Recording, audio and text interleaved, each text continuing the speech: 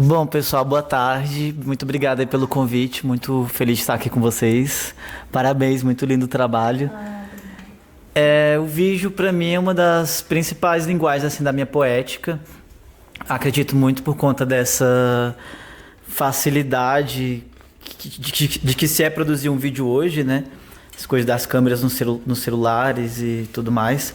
Eu venho de uma formação em comunicação organizacional, que foi quando eu também comecei a experimentar mais com as imagens, principalmente com fotografia e depois com vídeo, mas na época ali do ensino fundamental e médio eu já brincava com algumas coisas também em projetos assim escolares.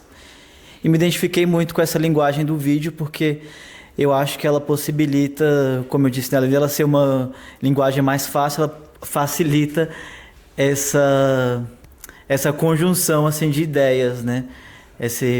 Agregar esses valores ou conceitos que geralmente são mais difíceis assim em outras linguagens.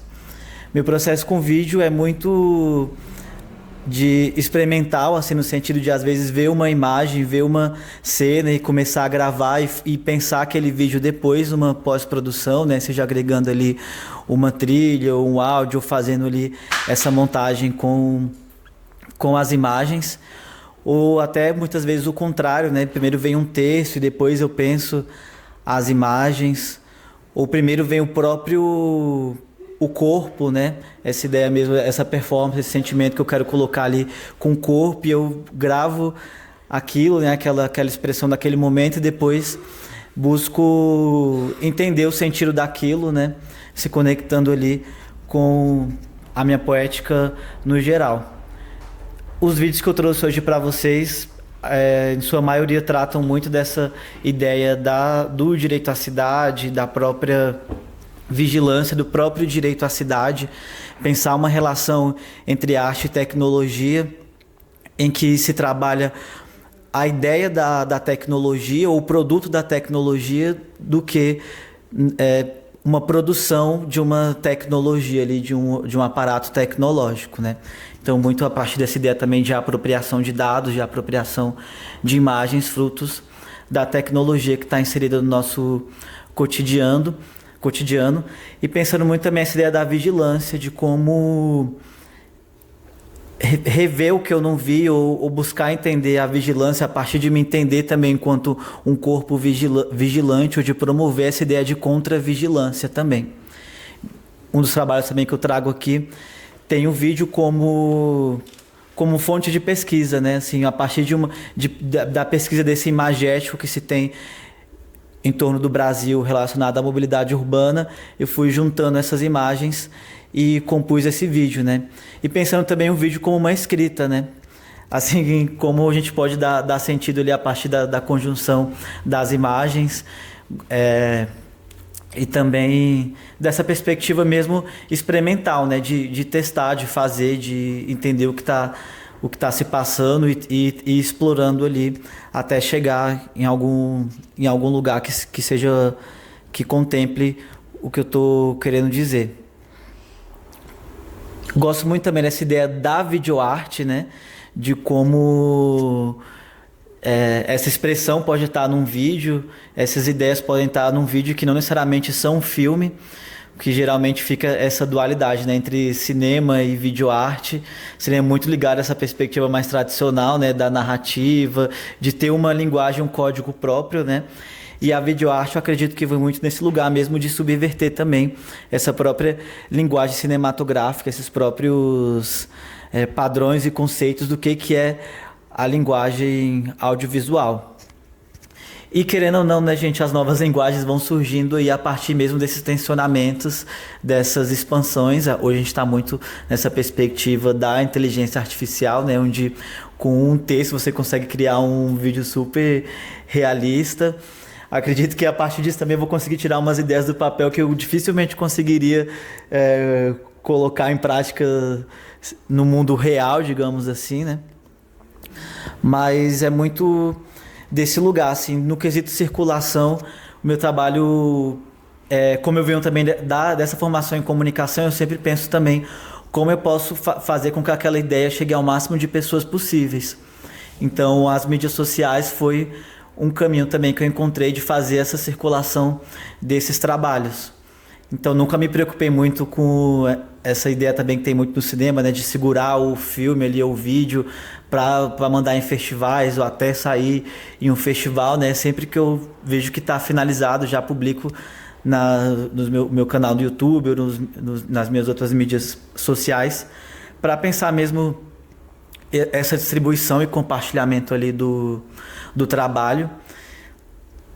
Já participei de festivais de cinema e outros festivais de audiovisual, né, o videoarte, mas muito já depois que o trabalho já estava pronto, né, que eu submeti a inscrição, fui convidado para participar desses eventos.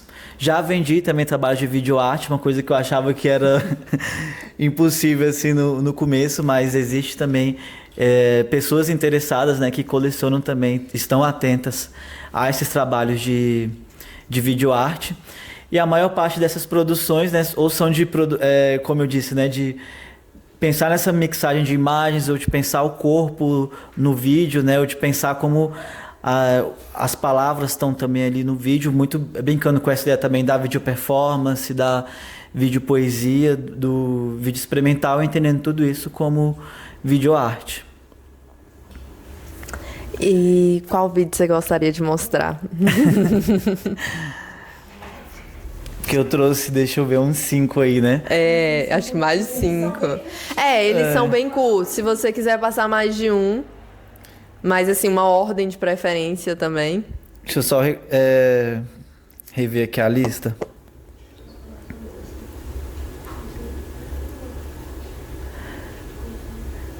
Acho que pode ser o Isso é Brasil. Aí depois Imagens de Acesso, Furar Passagens e Eldado. Ok. Deixa eu já ficar lá pro canto. Isso é aproveitar também para já abrir para alguma pergunta aí de vocês, se vocês tiverem. Eu queria saber como você conseguiu essas filmagens do seu rosto passando na catraca. Eu pedi via lei de acesso à informação essas imagens. Tipo, quando se tornou obrigatório o sistema de reconhecimento facial nos ônibus aqui do DF, eu fiquei intrigado e queria ver essas imagens, né? Por ter esse incômodo com a vigilância, a privacidade. E aí eu comecei a ligar para as empresas solicitando essas imagens, mas chegou um momento que elas nem me respondiam mais. E aí eu abri esse chamado via lei de acesso à informação para solicitar essas imagens para as empresas. Foi um processo que precisou entrar com recurso, demorou um pouco até elas liberarem as imagens, e que serviu também como uma espécie de auditoria de como estava sendo ali o tratamento desses dados. Essas primeiras imagens que vocês veem aqui tá meio em preto e branco, assim, com pouca resolução, foi porque imprimiram um print da tela do computador, assim, em preto e branco, com a barra assim do Windows, grampearam e escanearam. Enquanto teve empresa que mandou um extrato do sistema mesmo. E aí eu juntei todas essas imagens para mostrar um pouco disso, né? Que também evidenciou que nem todo o sistema funcionava ali por completo. Foi um processo também sem diálogo com a sociedade, é uma tecnologia racista e transfóbica. E quando você vai ver os empresários dos ônibus, são os mesmos que são os empresários da tecnologia, e que foi instalada também bem na época para justificar também o aumento da passagem aqui no DF, né? Quando aumentou para 5,50. E a primeira linha de teste foi justamente a linha também 110, né, que faz o NB e rodoviária. Aí tem um vídeo também no YouTube ensinando como solicitar suas imagens. Você colocou isso No seu canal? Que legal. Então, eu até queria te fazer uma pergunta dos seus trabalhos, que eu acho que eles são bem instigantes, muito interessantes, assim. Mas como é que você faz com o negócio de direito de imagem, hein? Porque, por exemplo, o primeiro vídeo aparece milhares de pessoas, né? E assim, realmente, sem as pessoas o vídeo não existe, né? Então é um trabalho muito arrojado e tal. Mas como é que você nunca teve problema com direito de imagem? Eu ficaria com medo de fazer um trabalho desse. Eu acho incrível, mas eu ficaria com medo por conta dessa questão. Porque hoje em dia essa questão de direito de imagem, ainda mais que você põe no YouTube, põe no Instagram, né? São rostos de várias pessoas. E de certa maneira também está lidando com a imagem dessas pessoas sem, não sei se você pede permissão, acho que não dá para pedir permissão para todas elas. Né? Memes, né? Hã? Você tira seus vídeos se apropriando de memes também, vídeos que viralizam. Isso, no primeiro caso são todas apropriações de vídeos da internet, né? O que viralizaram foram memes ou que estavam já no YouTube, aí eu não tenho nenhuma autorização. E no segundo vídeo, eu até optei por deixar essas outras pessoas que aparecem, né? Até encontrei algumas depois, porque era justamente porque fazia parte também da própria problemática que o vídeo estava colocando, né? Que era do direito à privacidade. Eu, por exemplo, solicitei todas as minhas imagens que estavam no sistema, mas eles me mandaram essas várias outras imagens que aparecem também essas outras pessoas, que evidencia também que o sistema, apesar de ter sido instalado com a justificativa de coibir fraudes nas gratuidades, né, de estudante, idoso e tudo mais, está tirando foto de todo mundo que entra ali no transporte, né, que basta um cruzamento de dados para você identificar aquelas pessoas. Então foi como uma forma também de tensionar essa questão da privacidade, né, ou fazer com que as pessoas também, de certa forma, se preocupassem também com as suas próprias imagens. Acho que isso entra também muito nessa questão da própria atualização também, né, da lei de direitos autorais, ou do marco civil da internet, né, enquadrando essas apropriações que já existem relacionadas a memes e imagens da internet. Mas também tem a Lei Geral de Proteção de Dados, né, que é a lei também que fala sobre essa questão do uso das imagens, né, e dos nossos dados, mas ela também não se aplica para fins artísticos e jornalísticos, né? E de segurança pública também, que é um grande problema, né? Porque muitas vezes eles acabam justificando essa vigilância distribuída com uma ideia de estar promovendo mais segurança, mas quando na verdade está promovendo só mais vigilância, porque vigilância não é sinônimo de segurança, né? Um ambiente vigiado não necessariamente é um ambiente seguro. Tanto é que a gente tem várias imagens ali de violências acontecendo, mas a vigilância não impediu elas, né? Só registrou. Mas até para você poder usar esse material depois, vou abrir um boletim de ocorrência. Acho que até para liberar essas imagens é uma burocracia, é uma dor de cabeça. Porque é uma empresa privada ainda. Foi um pouco do que eu enfrentei com essas imagens do sistema de reconhecimento facial, né? Porque eu fui a primeira pessoa no Brasil que solicitou essas imagens para fins não policiais. Até então era um contato que a polícia solicitava diretamente, eles liberavam as imagens. Então, por isso também foi um pouco complicado essa coisa da solicitação, né? E também por isso que eu acho importante as coisas da circulação dos trabalhos, né? Porque foi um trabalho, por exemplo, de uma solicitação que era minha para a solicitação dessas imagens, né? Depois da repercussão do trabalho, no primeiro mês já foi para 46 solicitações. E aí teve uma crescente depois também.